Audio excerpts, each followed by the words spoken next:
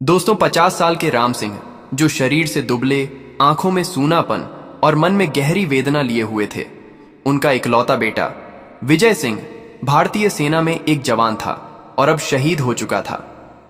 3 साल पहले सियाचिन में सीमा पार से हुई घुसपैठ के दौरान विजय ने अपने साथियों के साथ दुश्मनों का सामना किया।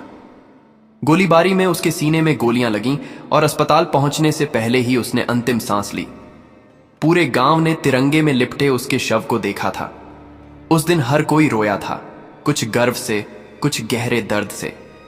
लेकिन आज 3 साल बाद वही राम सिंह, जिसकी झोपड़ी पर तिरंगा कभी नहीं झुका, अपनी 2 बीघा पैतृक जमीन के लिए दर दर भटक रहा था। गांव के एक प्रभावशाली व्यक्ति बलराज चौहान ने उस जमीन पर कब्जा कर लिया था।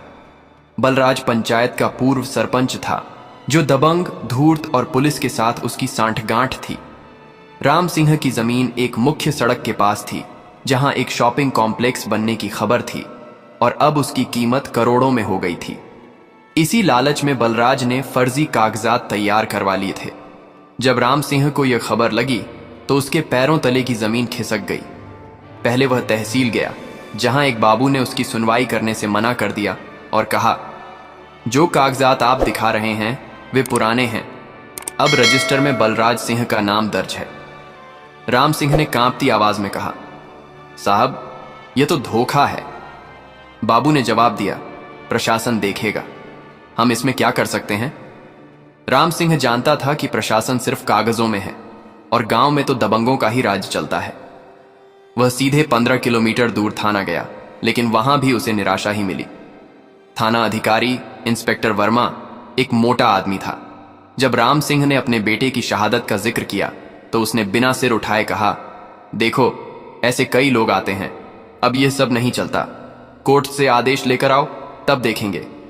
राम सिंह ने कहा, थानेदार साहब, मेरे पास बेटे की शहादत का सबूत है और यह जमीन हमारी पुश्तैनी है।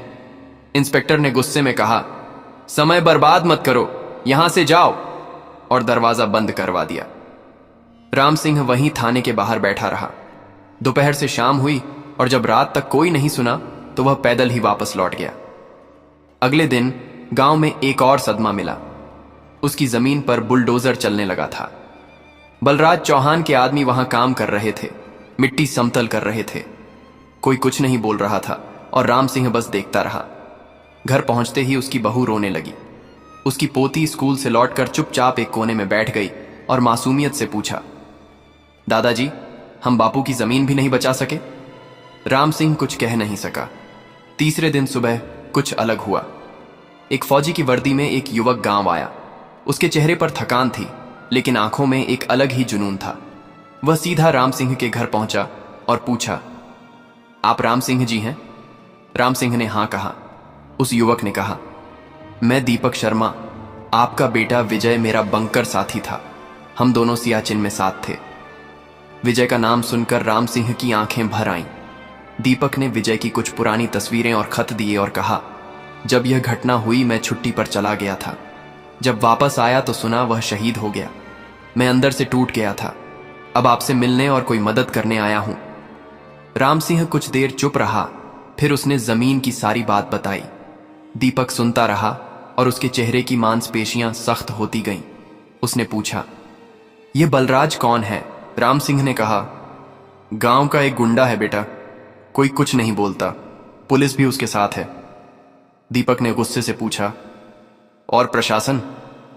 राम सिंह ने जवाब दिया, प्रशासन भी उसी का हिस्सा है बेटा। कुछ देर की चुप्पी के बाद दीपक बोला, जिस मिट्टी में मेरे दोस्त ने अपना खून बहाया, उसी को ये लोग बेच रहे हैं। जब तक मैं जिंदा हूं, क्या मेरे दोस्त की इज्जत ऐसे ही लुटती रहेगी? नहीं। राम सिंह ने उसकी तरफ देखा। उसके भीतर फिर से कुछ जाग गया था। अगले दिन दीपक जिले के एसडीएम कार्यालय के लिए रवाना हुआ। उस वक्त राम सिंह को भरोसा नहीं था कि कुछ बदलेगा, लेकिन उसे यकीन था कि अगर विजय का दोस्त वैसा ही है जैसा विजय था, तो शायद इस बार कुछ बदल सकता है। दीपक ने सुबह अपनी पुरानी साइकिल ली और 20 किमी दूर जिले के एसडीएम कार्यालय की ओर चल पड़ा। उसकी वर्दी पर धूल जमी थी, लेकिन उसके इरादे स्पष्ट थे। उसके बैग में विजय की एक पुरानी तस्वीर थी, जो उसकी शहादत से 2 दिन पहले खींची गई थी। एसडीएम कार्यालय पहुंचते ही उसे गेट पर रोक लिया गया। चौकीदार ने पूछा, क्यों आए हो? दीपक ने जवाब दिया, एसडीएम साहब से मिलना है। किस सिलसिले में? चौकीदार ने पूछा। शहीद जवान विजय सिंह के केस में, मैं उसका साथी था। दीपक चुपचाप एक छोटे कमरे में बैठ गया। आधे घंटे बाद एक क्लर्क ने उसे अंदर बुलाया। एसडीएम अधिकारी का नाम अजय सिंह था, 35 साल के, जिनकी नजर तेज और चेहरा सख्त था, लेकिन दिल से वे संवेदनशील थे। एसडीएम ने पहली बार उसकी ओर ध्यान से देखा। दीपक ने विजय की तस्वीर आगे बढ़ाई और कहा, यह हम दोनों हैं, सियाचिन ऑपरेशन से पहले। उस दिन मैं छुट्टी पर था और यह चला गया।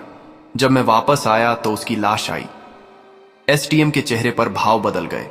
उन्होंने कुछ देर तक तस्वीर को देखा और पूछा, आप कौन हैं? मैं दीपक शर्मा, भारतीय सेना में हूं, छुट्टी पर आया हूं। जी, आगे? मैं शहीद सिपाही विजय सिंह का साथी था। उसकी जमीन पर इस वक्त एक दबंग नेता ने कब्जा कर रखा है। स्थानीय थाने में कोई सुनवाई नहीं हो रही। एसडीएम ने पूछा, क्या आपके पास लिखित शिकायत है? हां साहब। दीपक ने हाथ से लिखी एक रिपोर्ट निकाली। एसडीएम ने धीरे धीरे सब पढ़ा, फिर अपनी कुर्सी पर पीछे झुक गए। बलराज चौहान, यह नाम जाना पहचाना है, पंचायत का पूर्व सरपंच, कई मामलों में आरोपी रहा है, लेकिन हर बार बच निकलता है। थाने में उसकी पकड़ है। दीपक की आवाज सख्त हो गई। इस बार उसे छूट नहीं मिलनी चाहिए साहब। ठीक है, मैं खुद इसकी जांच करूंगा। दीपक खड़ा हो गया और कहा, मैं तब तक गांव वापस नहीं जाऊंगा जब तक आप खुद कुछ न करें। एसडीएम ने सिर हिलाया। आप जैसा जवान जब लड़ाई के मोर्चे से लड़ सकता है तो मैं यहां नहीं लड़ पाऊंगा? अगले ही दिन एसडीएम अजय सिंह ने पूरी फाइल मंगवाई। उन्होंने पाया कि जमीन के असली कागजात राम सिंह के नाम थे, लेकिन बाद में दस्तावेजों में हेर फेर किया गया था। लेखपाल, पटवारी और तहसील के कुछ लोगों ने मिलकर जमीन बलराज के नाम कर दी थी। एसडीएम ने कार्यवाही करने का फैसला कर लिया था। उन्होंने जिला कलेक्टर से मिलकर राजस्व दस्तावेजों की दोबारा जांच शुरू करवाई। तहसील के बाबुओं में हड़कंप मच गया। बलराज को भी इसकी भनक लग गई। उसका चेहरा गुस्से से लाल हो गया। कौन है यह फौजी? कहां से आया और एसडीएम तक कैसे पहुंच गया? उसका एक आदमी बोला, वह विजय का दोस्त है। अब एसडीएम खुद पूछताछ करने वाले हैं। बलराज ने सिगरेट का कश लिया और बोला, उस फौजी को भी और उस बूढ़े को भी मैं देखता हूं। उसी रात राम सिंह के घर के बाहर 2 बाइक सवार नकाबपोश आए। उन्होंने दीवार पर पत्थर मारा और धमकी दी, जो करना है कर लो, अगली बार घर जला देंगे। राम सिंह डर गया। बहू और पोती डर से रोने लगे। लेकिन उस रात दीपक ने कुछ नहीं कहा, बस गुस्से से बैठा रहा। सुबह होते ही वह थाने पहुंचा और शिकायत दर्ज करवाई, लेकिन थानेदार ने हल्की फुल्की बात लिखकर फाइल बंद कर दी। उधर एसडीएम अजय सिंह ने पूरी तैयारी कर ली थी। तीसरे दिन वह खुद अपनी सरकारी गाड़ी में गांव पहुंचे। साथ में फोर्स, एक राजस्व अधिकारी और एक फोटोग्राफर भी थे। गांव में खबर फैल गई कि एसडीएम साहब खुद आए हैं। लोग इकट्ठा हो गए। राम सिंह के घर के पास भीड़ लग गई। एसडीएम अजय बाहर उतरे और सबसे पहले राम सिंह से मिले। उन्होंने कहा, आप चिंता न करें, अब कोई आपकी जमीन नहीं छीन पाएगा। बलराज को खबर लगी तो वह दौड़ता हुआ आया। साहब, ये लोग झूठ बोल रहे हैं, कागजात मेरे पास हैं। एसडीएम ने सख्त लहजे में कहा, लाइए, दिखाइए। बलराज ने कुछ दस्तावेज निकाले। एसडीएम ने तुरंत उसे जांच अधिकारी को सौंपा। जांच में साफ हुआ कि दस्तावेज फर्जी हैं, यहां तक कि पुराने कलेक्टर की मोहर भी नकली थी। एसडीएम ने वहीं आदेश दिया कि बलराज सिंह के खिलाफ धोखाधड़ी, जमीन हड़पने और सरकारी कागजात से छेड़छाड़ की धाराएं लगाई जाएं। बलराज की आंखें फटी की फटी रह गईं। साहब, गलती हो गई, मैं माफी मांगता हूं। अब अदालत माफ करेगी, मैं नहीं। बलराज को पुलिस ने मौके पर ही गिरफ्तार कर लिया। गांव में चारों तरफ शांति छा गई, लेकिन इस शांति में एक सच्ची लड़ाई की जीत की गूंज थी। दीपक और राम सिंह ने जमीन को छुआ, मानो विजय की आत्मा वहां फिर से मुस्कुराई हो। बलराज चौहान की गिरफ्तारी ने पूरे जिले में सनसनी फैला दी थी। वर्षों से जो आदमी गांव और तहसील में राज करता आ रहा था, अब सलाखों के पीछे था। गांव में दबी दबी मुस्कानें थीं और लोगों के चेहरे पर सुकून था। दबंगों की जड़ें इतनी गहरी थीं कि बलराज अकेला नहीं था। इस खेल में एसडीएम अजय सिंह को पूरा यकीन था कि यह मामला यहीं खत्म नहीं होगा। उन्होंने जिला कलेक्टर के साथ मिलकर तहसील में एक गोपनीय जांच बैठाई। लेखपाल, पटवारी और रजिस्ट्रार के पुराने रिकॉर्ड निकाले गए। इसमें खुलासा हुआ कि पिछले 3 सालों में 19 ऐसे मामले दर्ज हुए हैं जिनमें जमीन के असली मालिक बदल दिए गए थे और 14 मामलों में एक ही हस्ताक्षर बार बार पाए गए थे जो तत्कालीन तहसीलदार का था। जांच की गहराई में जाते जाते एसडीएम अजय को यह भी पता चला कि उस तहसीलदार का पिछले साल ही ट्रांसफर हो गया था, लेकिन किसी ने आज तक उसके खिलाफ कोई जांच नहीं की थी। उसे एक और जिले में पोस्टिंग मिल गई थी और वहां भी वही हरकतें जारी थीं। अब अजय ने फैसला कर लिया। उन्होंने जिला कलेक्टर से मिलकर सारी रिपोर्ट सामने रख दी। मामला राज्य स्तर पर भेजा गया और जल्द ही शासन से आदेश आया कि तत्काल प्रभाव से गिरफ्तारी की जाए। उधर राम सिंह का घर अब भी डरा सहमा था। भले ही बलराज गिरफ्तार हो चुका था, लेकिन उसकी जड़ें अभी भी गांव के कुछ प्रभावशाली लोगों में फैली थीं। राम सिंह की बहू अक्सर दरवाजे की कुंडी जांचती रहती और पोती को लेकर घर के भीतर ही रहती। लेकिन एक दिन जब वे सुबह उठे तो देखा कि गांव के बाहर लगी पट्टियों पर लिखा था, शहीद विजय सिंह अमर रहे, उनकी जमीन अब किसी की नहीं, पूरे गांव की इज्जत है। राम सिंह की आंखें भर आईं। कुछ युवाओं ने आकर कहा, बाबा अब डरने की जरूरत नहीं है, हम सब आपके साथ हैं। उसी शाम एसडीएम अजय खुद फिर से गांव आए। इस बार बिना वर्दी के उन्होंने राम सिंह के घर जाकर जमीन का असली कागजात सौंपा। अब यह जमीन आपके नाम है, कानूनी रूप से, स्थायी रूप से, और यह फाइल अब जिले की प्रेरणा फाइलों में रखी जाएगी ताकि कोई दूसरा बलराज किसी और राम सिंह की जमीन न छीन सके। राम सिंह कुछ बोल नहीं सका, बस कांपते हाथों से वह कागज थामे रहा और दीवार पर टंगी विजय की तस्वीर की ओर देखा। दीपक पीछे से आया। उसने राम सिंह का हाथ थामा और बोला, उसकी कुर्बानी बेकार नहीं गई।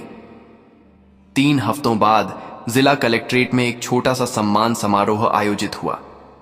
प्रशासन ने एसडीएम अजय सिंह को जनहित सेवा सम्मान दिया। मंच पर वह तस्वीर भी थी जिसमें विजय और दीपक दोनों सैनिकों की वर्दी में खड़े थे। कलेक्टर ने मंच से कहा, हमने कागजों में से जमीन छीनी थी, लेकिन शहीद की शहादत ने हमें वह जमीन वापस दिला दी। प्रशासन अब चुप नहीं बैठेगा, ये वादा है। पूरा हॉल तालियों की गड़गड़ाहट से गूंज उठा। राम सिंह नीचे बैठे थे, उनकी आंखों में विजय दिख रहा था। दीपक शांत खड़ा था। अगर आपको भी लगता है कि शहीदों की कुर्बानी का सम्मान होना चाहिए तो इस कहानी को लाइक, हमारे चैनल को सब्सक्राइब करना बिल्कुल भी ना भूले। जय हिंद।